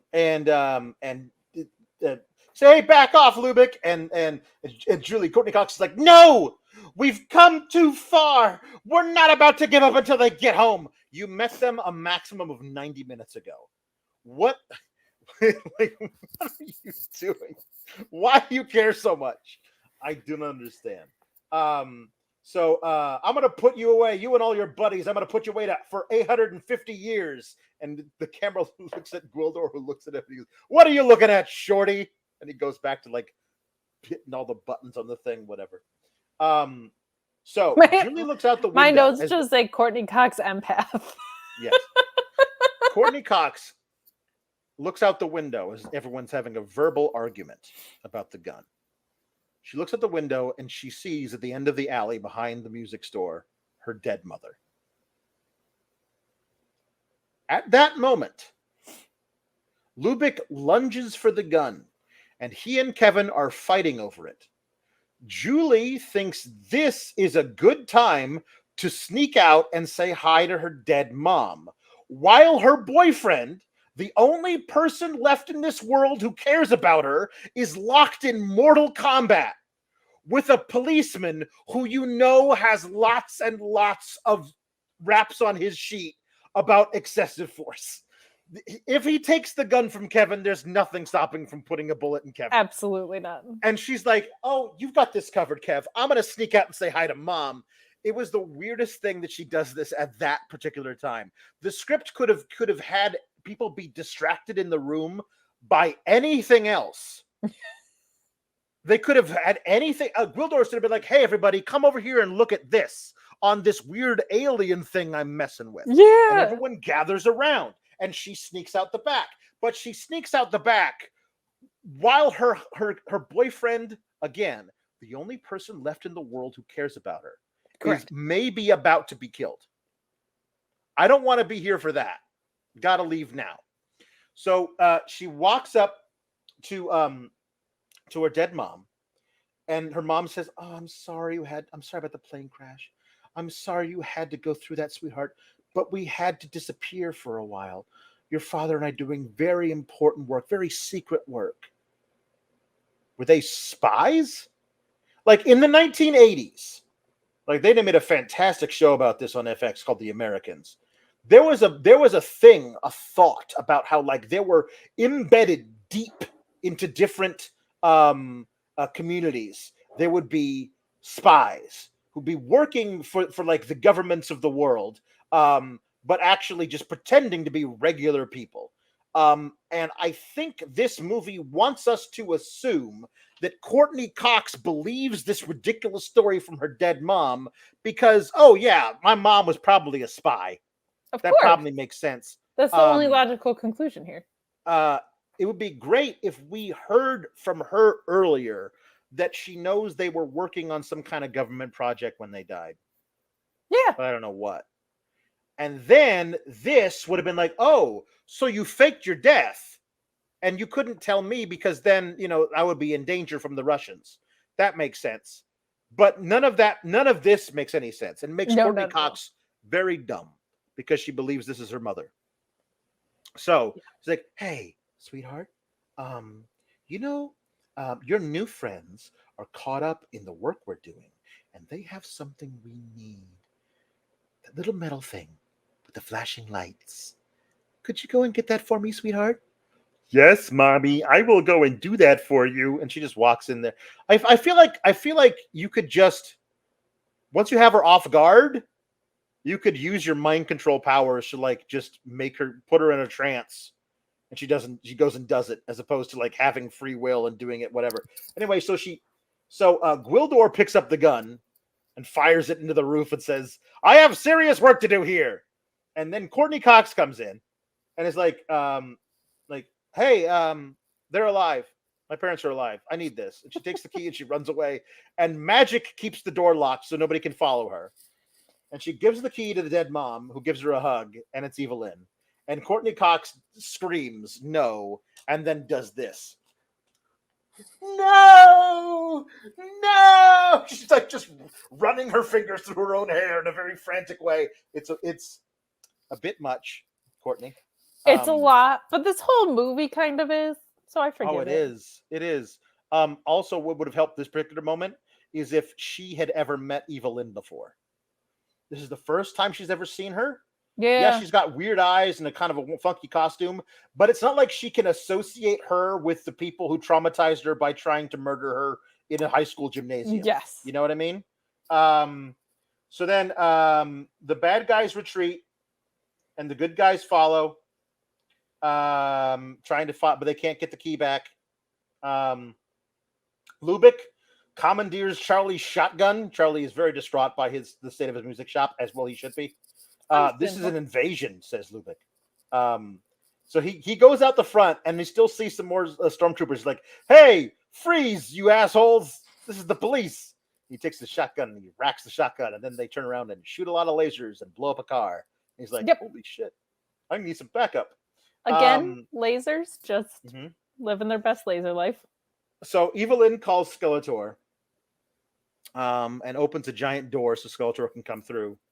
And Gwildor's like, someone's opening a door, a very big door. And there's like a crazy windstorm that happens. Everything's being blown everywhere.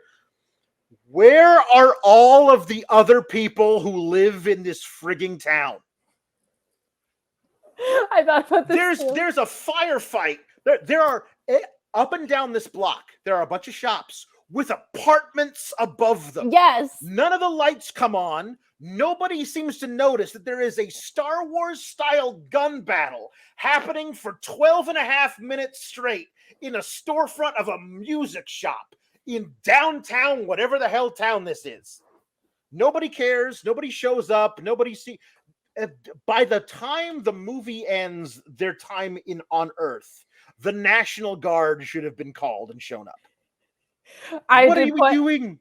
I did put in my notes. I was like, nobody ever calls the cops in any of the movies that we do. Well, but Lubick to your point, yes. But to your point, there's an entire. This is too central to the downtown for they're not just to be like other people. Like, never mind the cops. Yeah. This is where we get to see Skeletor come in, and it's supposed to be like on a big hovering vehicle, but every time they shoot at from below it, but not so far below it that we can see underneath it, it looks like he's riding on a big parade float. Like he should be just like doing this to all the people because he's just slowly throwing candy up. But it's also like where the parade route would be in this town. Like it's just lined with shops and big like lampposts and stuff. And behind here is the county softball team who won the championship. Like it is, yeah. The middle school jazz band playing their rendition of this is great. We get Evelyn talking about hello, yes, my lord. We have the key. The natives are fooled and weak and easily controlled. Ain't that the truth, sister? Earthlings, weak-willed, weak-minded. Easily controlled. Sure. Yep. As true as it ever were. Yeah. So a bunch of guys on hoverboards are around, and they're chasing He-Man and his friends. The first guy on a hoverboard is shot by a laser, and he explodes. Just explodes into a fit of sparks. Okay. Now they run into a building and up the stairs inside the building. On the top floor, another guy on a hoverboard is shooting his laser through the windows, right? He-Man dodges one, shoots a laser out through the window. He is much, much, much, much, much, much closer to the second guy that he shoots through the laser than the first guy. Yes. First guy explodes. Second guy just goes and falls off of his hoverboard. Some consistency with the lasers is all I've got. That's all I'm saying. That's all I'm saying. That just came out of your mouth hole. I think could be a gravitone that opens a key to a different portal. So I don't think I've ever heard a human being make that sound. Thank you. So He-Man jumps on this hoverboard and he's going after it. There's a high-speed hoverboard chase, and he uses his grappling hook as he passes by Evelyn to yoink the key. That was pretty cool. Right, that was pretty cool. So now Skeletor's on a parade float again. He's a lot of parade floating. So now there's a third hoverboard guy who's chasing him with the key. He goes up into the branches of a tree on his hoverboard and lets the guy pass, and then comes down around, and the guy turns around to like double back, and he hits him with a sword, and then the third guy explodes. So we have two guys exploding, one with a laser beam, one with a sword. The second guy with a laser beam just goes, and that's it. There's no consistency at all. Are these robots or are they men in suits? Because robots explode, but men in suits. Maybe the second guy was a man in a suit, and the first two, the first and the third, were robots. Maybe that's it. Maybe they're robots in suits. I solved the problem. See, that's the thing. So they're on a roof. All of the good guys are on a roof, right? Where's He-Man? He-Man can take care of himself. I'm more worried about how we're gonna get out of here. Gwildor, can you get us out of here? Yes, well, I'll keep trying. Meanwhile, behind them is the Skelevator, which I'm calling it the Skelevator. It's his little parade float, which just goes, and nobody can hear it, but he's literally right behind them as he just rises above the thing. And it's like, oh, well, hello there. How are you? I'm here. There's a fourth dude on a hoverboard, and He-Man is chasing him. This guy who's on the hoverboard has nothing that He-Man wants. He-Man is in possession of the key. He-Man just needs to get to his friends, right? I guess his friends are in the same place, but He-Man is chasing this guy, and then just chases him directly into an ambush. But He-Man's not very bright. No. So he dumb. So He-Man is led into a trap, and Julie tries to warn him and gets lightning. She gets purple lightninged. It does not disintegrate her leg. No. But it does hurt. And he also lightnings the other key, the He-Man key. So then He-Man fights off all the security guards. Of course. I think he F5s a couple of them, actually. Yeah. It feels very much like a bunch of dudes in black shirts and black polos getting tossed over the top rope willy-nilly. Bunch of indie extras on this one for sure playing security. Yeah. So then everybody was like, stop! Enough! He-Man. One more move and your friends will be killed. Return to Eternia with me as my slave and save their despicable lives, or perish with them on this primitive and tasteless planet. It's a tasteless planet. It kind of is. Not wrong. So he throws down his sword. He's like, He-Man, no, don't throw down your sword, says Teela's like, no, Teela, this is our fight. I don't want innocent people to die. And I love the way Skeletor's like, well said, He-Man. How noble. Like, he's just so sarcastic. Just very dismissive. It's really, really fun. Blade picks up the He-Man's sword and he's like, I got the sword. Like, he's so excited about the sword. I got a sword. He's just like a little kid with the sword. Hell yeah. He says, so what are we gonna? They take He-Man and they're gonna go and they're like, what do we do with the rest of these people? No, we're not gonna kill them. Let them live. He-Man is my slave, and as long as I let them live, he is bound by his word. Let them rot. Let them rot. He does a lot of things twice. Then on his Skelevator, he goes very slowly, and it's very comical. He just goes. It's a Codevator. It goes real slow. It's the Skelevator. So apparently, the lightning, when it doesn't disintegrate people, it poisons them. They say it's poison.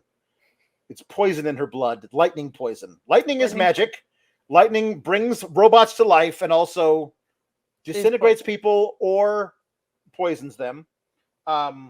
We can't go home.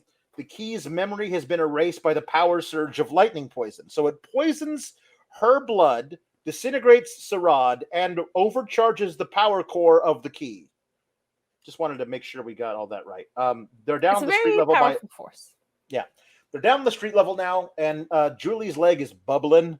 Like, it is one of the most gruesome looking wounds I've ever seen in any movie. The tones were erased. I can't program them again. How did you program them the first time? How did you make this thing? You can't. You have no idea what. You don't know how a music works. Oh my god. So it wouldn't be so great if it was just like Sweet Caroline, like the ground. My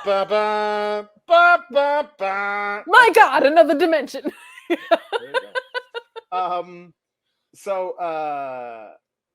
Anyway, what if we get drunk and do karaoke? Kevin's like, so the tones. Wait a minute, tones. You mean the notes that where the thing plays when you hit the button? Yeah, I know those. Ba-da-da-da-da, that's fine.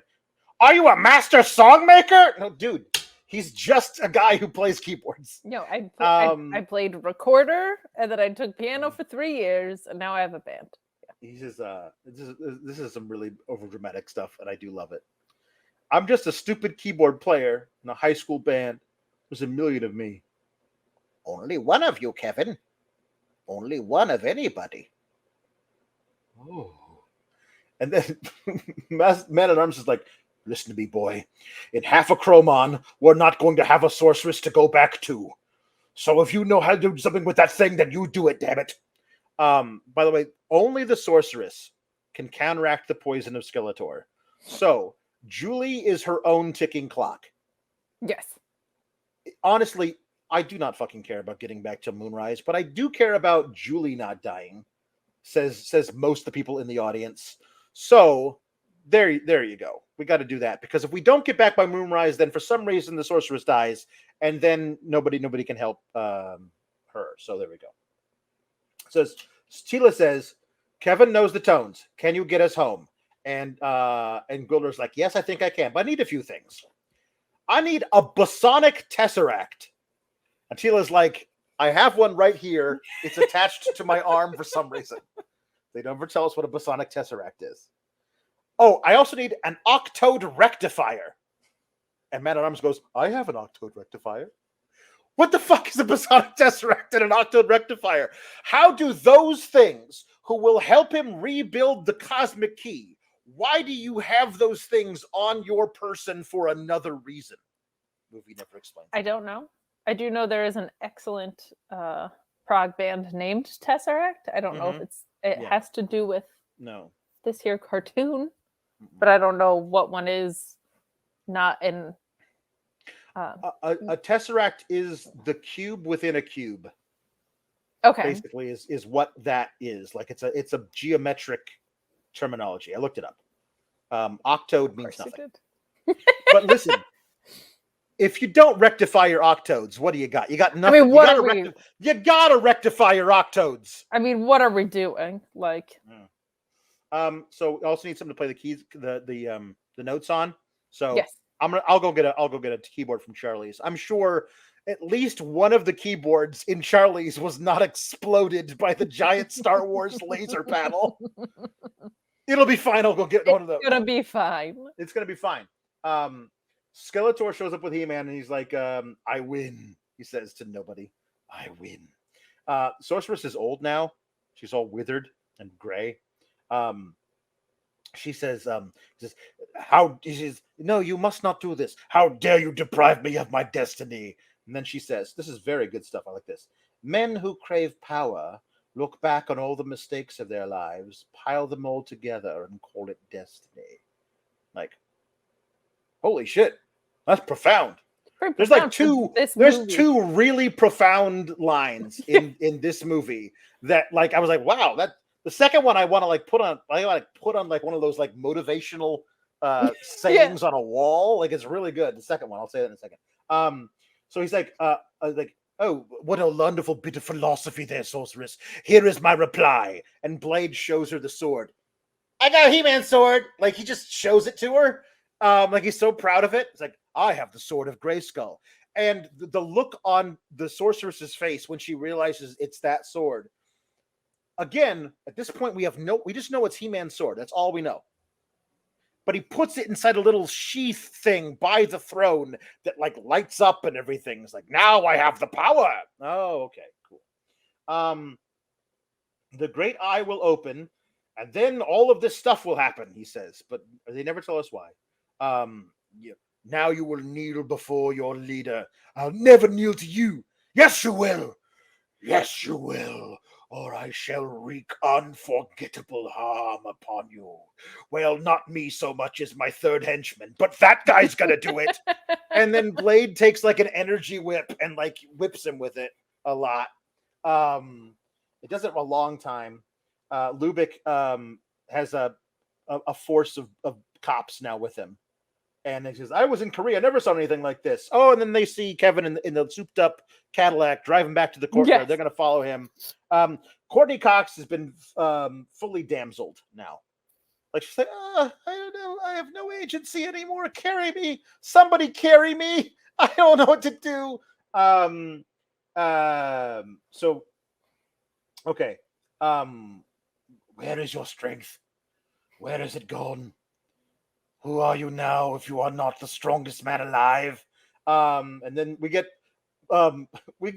random stormtrooper, not Karg, not Blade, not just Evil guy. Yeah. Random guy goes, the moon rises to its apex. And he goes, I can feel it. You can? This is the great. Do you hear? The Alpha, the Omega, death and rebirth, and as you die, so shall I be reborn.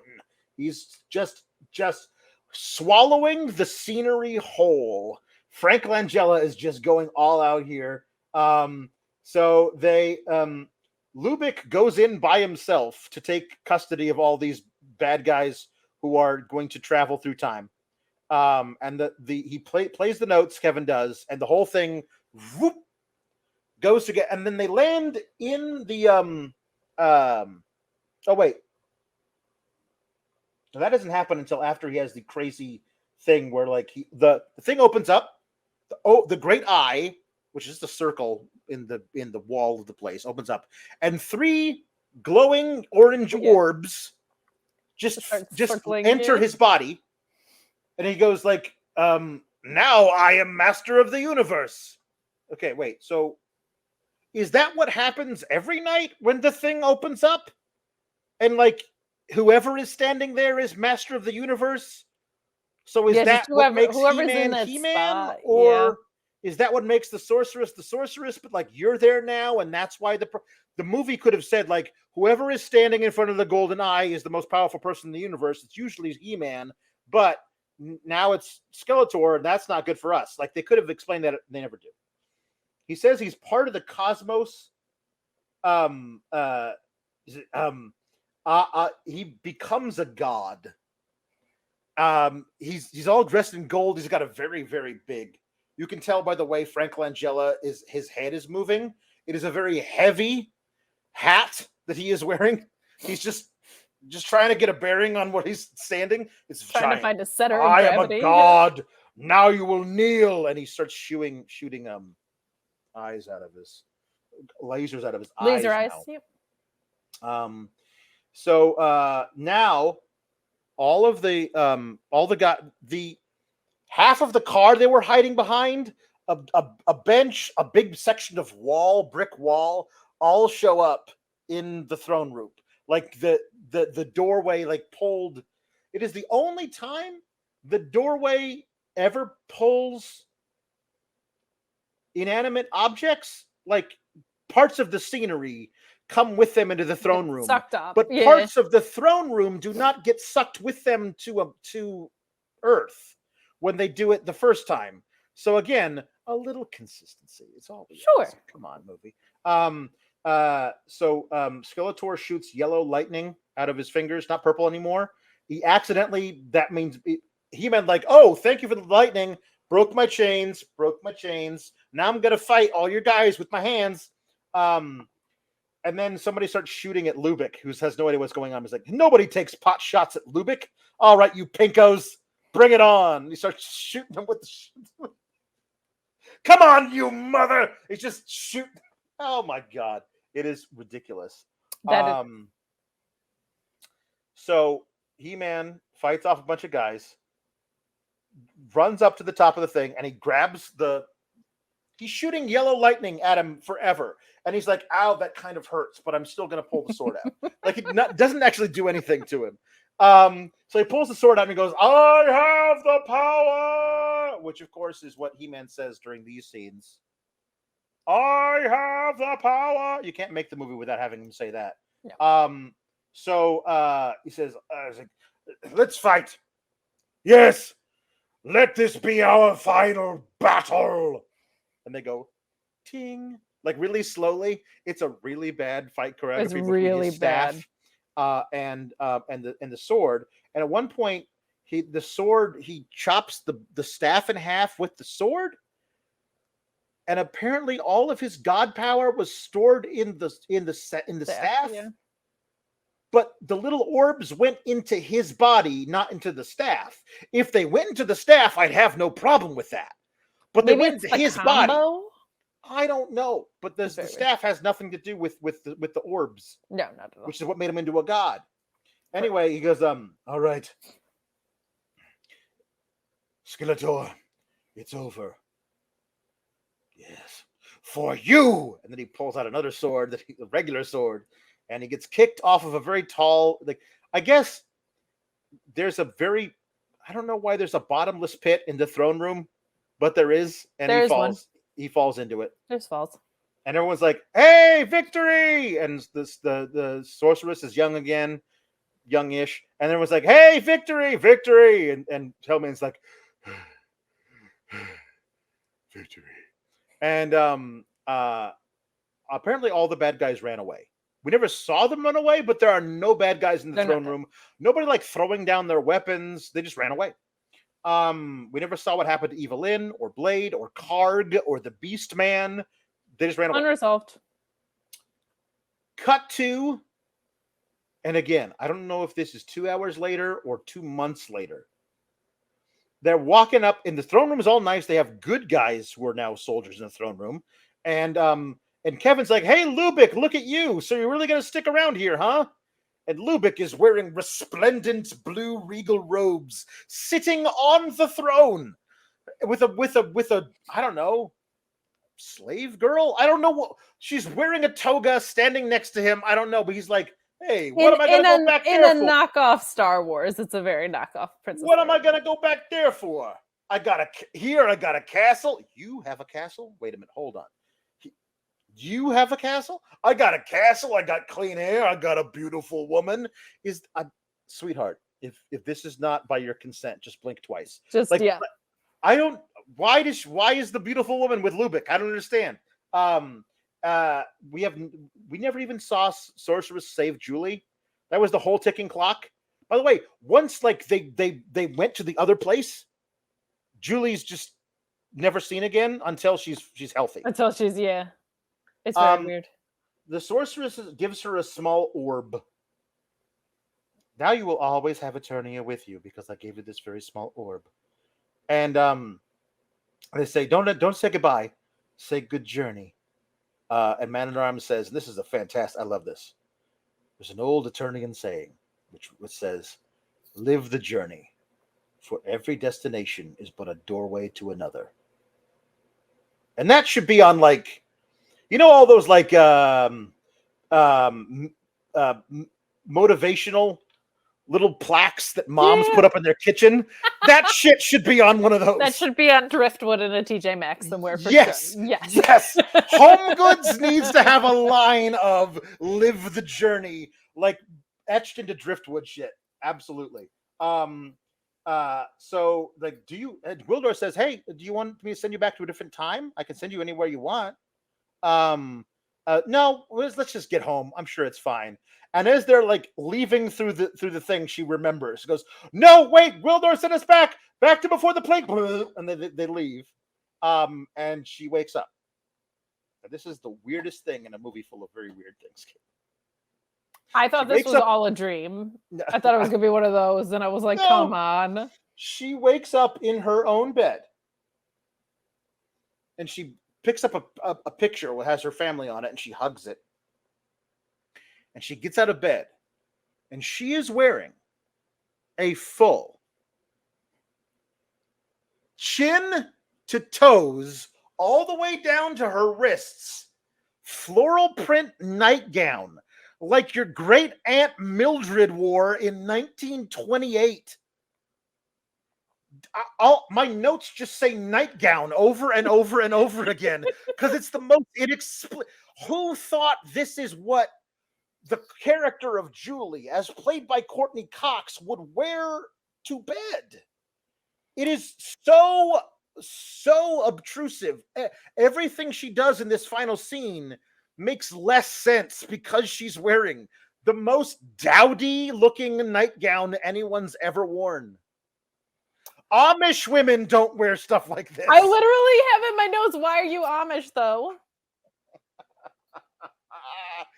It's so hilarious. Oh my God. She goes downstairs and her parents are alive.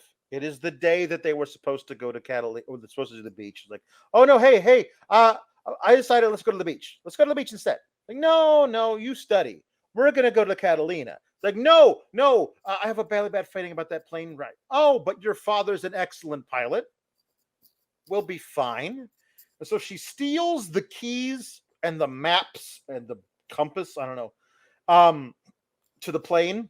Like, I love you, and she runs away. She running through her neighborhood in this ridiculous nightgown and she's got little slippers on. And then Kevin's there, and Kevin's fully dressed, by the way.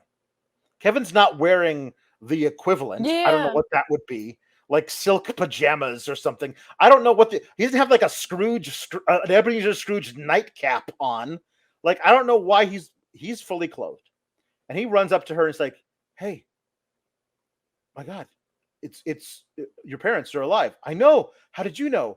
And he has the little Eternia thing with him. Sorcerers gave it to her, but he's got it now. I don't know why. Oh, look, Eternia. Eternia. And they hug.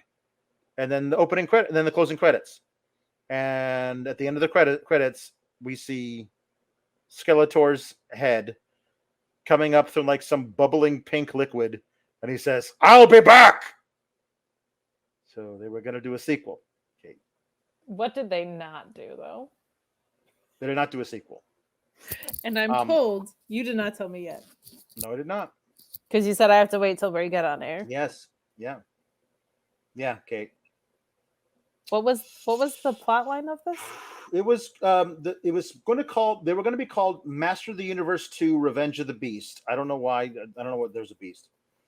The script featured He-Man returning to Earth to battle Skeletor, who had returned to Earth previously and possessed the body of a big business entrepreneur, a billionaire named Mr. Dark, taking control of the technology of Dark Industries in a new effort to take over the universe. Mr. Dark of Dark Industries. Yes. Yeah. I believe it's Tony Dark of Dark Industries. On Skeletor's trail, He-Man was to go undercover to pursue his enemy. What do you believe he goes undercover as, Kate? Oh, no. I'm thinking about how Rob Schneider was presented on South Park. Was he a stapler? No. A carrot. Professional NFL quarterback. How did they not do this remake? I'm assuming this would be the greatest movie ever. I'm assuming that like Tony Dark of Dark Industries also is the owner of that team. Like, and that's how you would know. That's how they would. Well, come we come don't. inside? We're not sure, Alex, because this masterpiece was never created for us. Dolph Lundgren said, "Hell no."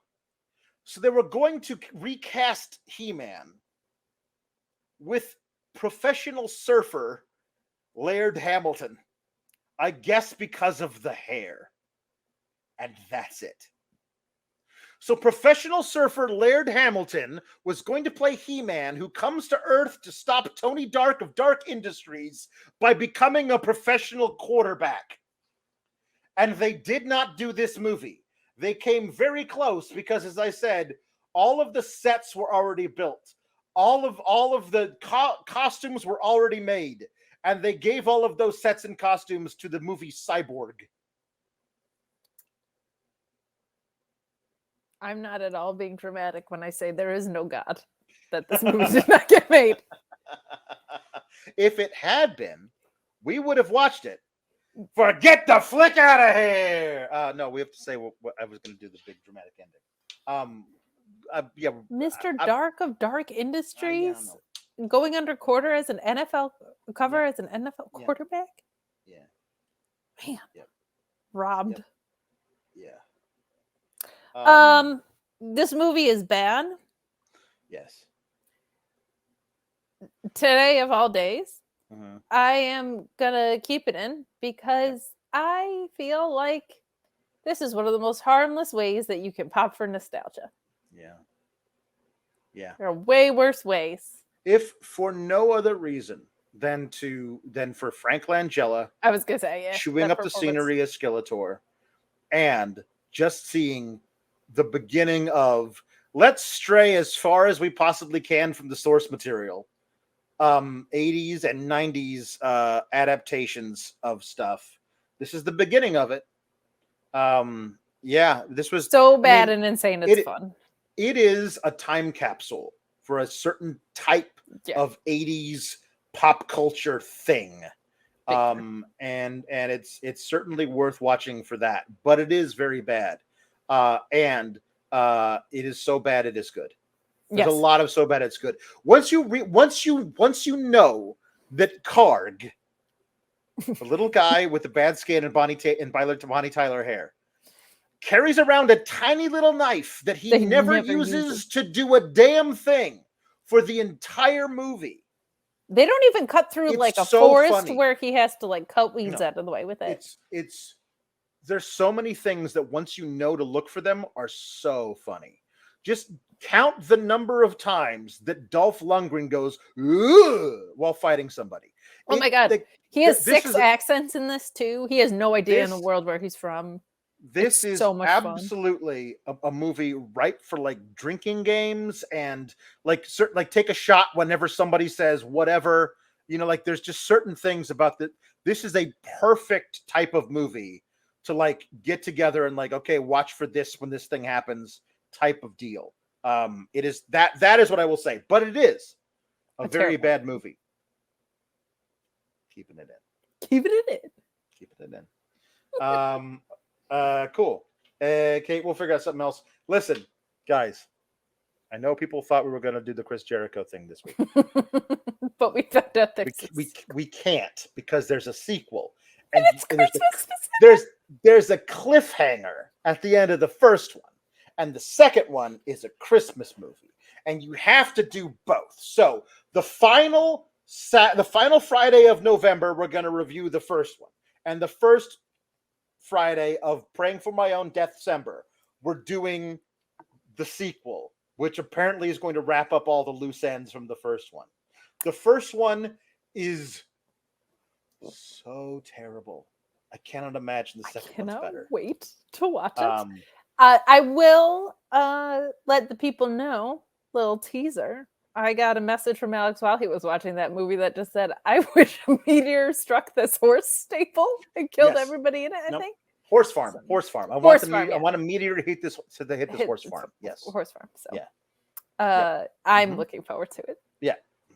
Good. All right, great. Thanks, everybody. Have a really good weekend. We went long today because the movie deserved it. It did. But we'll see you all in the next one. Next time we say, get the flick out of here. Bye, everybody. RESPECT. Click the subscribe button and find out what it means to me. Nah, that doesn't have a ring to it. But if you like videos about real news stories that are funny, stupid, or weird, subscribe now.